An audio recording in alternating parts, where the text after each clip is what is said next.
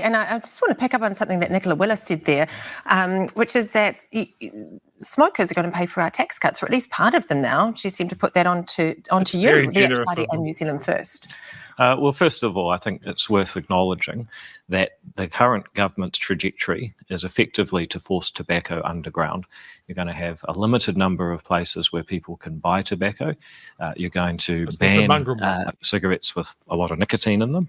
And I suspect that will take it to about the same place that the cannabis market is at.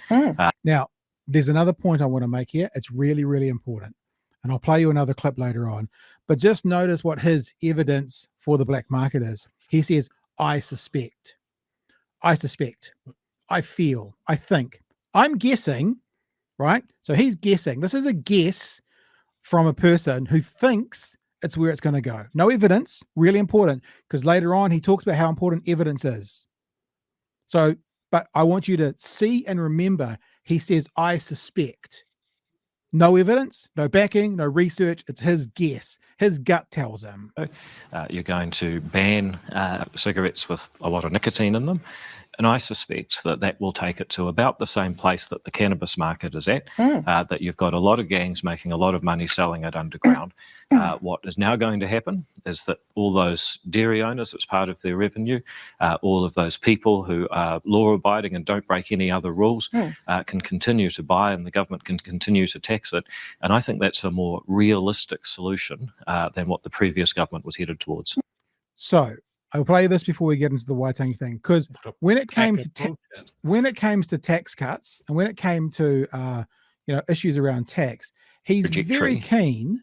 He's very keen to make sure they make decisions based on evidence. So I'm going to play this for you again. This is on my Twitter feed right now, and I'll play the first clip, which he suspects, and then I'll go into the second clip from the same interview as to how he's approaching other policy. Well, first of all, I think it's worth acknowledging that the current government's trajectory is effectively to force tobacco underground. You're going to have a limited number of places where people can buy tobacco. You're going to ban cigarettes with a lot of nicotine in them. And I suspect that will take it to about the same place that the cannabis market is at, that you've got a lot of gangs making a lot of money selling it underground.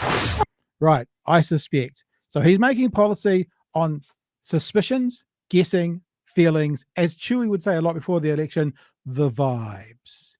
But when it comes to tax breaks, how do they make policy? I think it's a very good example of how we commit to work together, be evidence-based, find the best policy. Oh, hang on.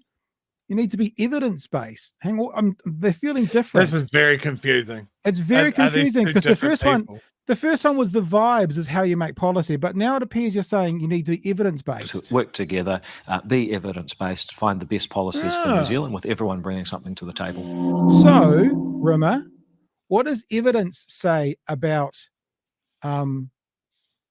smoking and continuing it on? Well, what the evidence says is 8,000 more dead New Zealanders by 2040, but you suspect it might do a bit of a black market.